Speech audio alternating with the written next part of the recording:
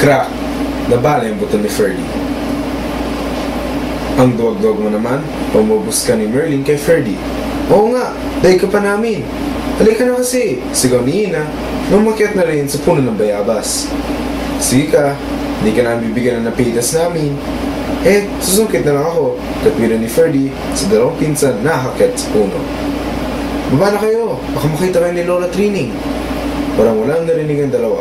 Sigla ang mga ito sa pagkain ng napitas na bayabas habang nakaupo sa mga sanga ng puno. Nainggit man ay walang nagawa si Ferdy. Madali kasi siyang mulala. Kahit sa Ferris wheel, ako siyang sumakay. Parang kasing hinahalo ko yung kanyang tiyan kapag nakasakay dito. Tuwing tag-araw, nagbibinsang Ferdy, Ina at Merlin nagbabakasyon sa bahay ng kanilang Lolo Weng at Lola Trining sa bahay ng Talavera, Nueva Ecija. Napakalawak ang bakuran ng kanilang Lola at Lola at napapagiran ng napakaraming puno. At syempre, bayabas.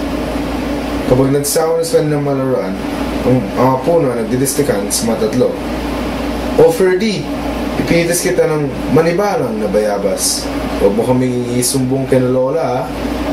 Pag-iusap ni Ina. Kinabukasan, matapos mo ng halian, habang dalawang matanda ay nagpapahinga, sinubukan ni Ferdy na umakyat din ng puno. Gusto niyang patunayan kina Merlin at Ina na hindi siya duwag. Kahit nalalamig na ang kanyang kamay pa, pilit nilalaban ni Ferdy ang kanyang takot. Ay, si Ferdy, nasa itaas ng puno, oh. Nako, kumapit ka ng maigi, pero po kumasangan yan. Pananakot pa ni Merlin. Kumakain ng nilagang saging sina Merlin at Ina kung saan sa nilang ilatapon ng balat. Sa pagbaba ni Ferdy, may naramdaman siya ng pagmamalaki. Hindi na siya takot sa pag-aakyat ng puno.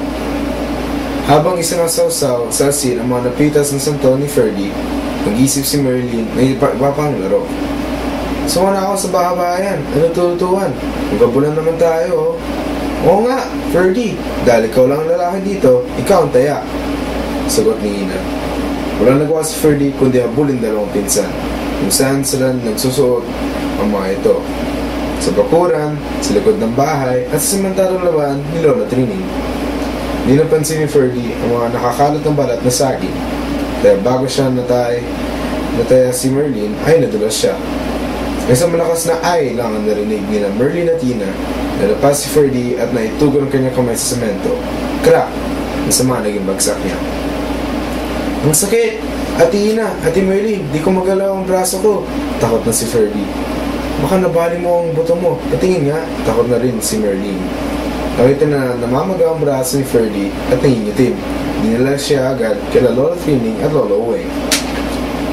Ako po, kailangan natin dalhin si Ferdy kay Dr. Guada. Siya ang may alam kung anong gagawin. Iyaw ni Lola Uweng. Sigurado ka? Tanong ni Lola Trining. Oo, baka lumala at mamamaga pa kung hindi, sabi ni Lola Uweng. Pagdating nila kay Dr. Guada, nilagay si Ferdy sa x-ray at nalaman ni Dr. na bali talaga ang buto ni Ferdy.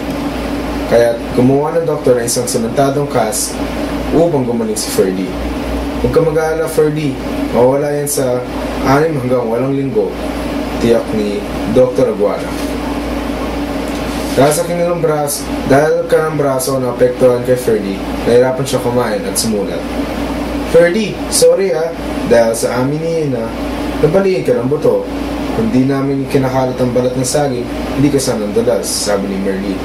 Ako, okay lang yan. Ate Merlin, aksidente yun eh. Alam ko naman na hindi niyo ako gusto masaktan. Mas maiingat na lang kayo sa susunod, ha?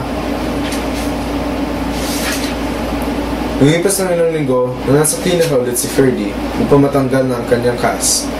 Pagkatapos matanggal ang cast niya, nakita na mas payat ang kanyang kanang braso kaysa sa kaliwa. Huwag ka mag-aalala, Ferdy. Babalik ang kamay mo sa hustong ayos kapag ginamit mo na ulit, sabi ni Dr. Guada. Kinabukasan, sa kwarto ni Ferdy, nakita ng dalawang pinsan niya na nakatayo ang malaking glass case na laman nito ang sementadong ginamit sa braso ni Ferdy, kung saan nakasulat ang mga hiling at panaling ng mga kanyang kaibigan at kapamilya, lahat para sa kanyang maagang pagaling.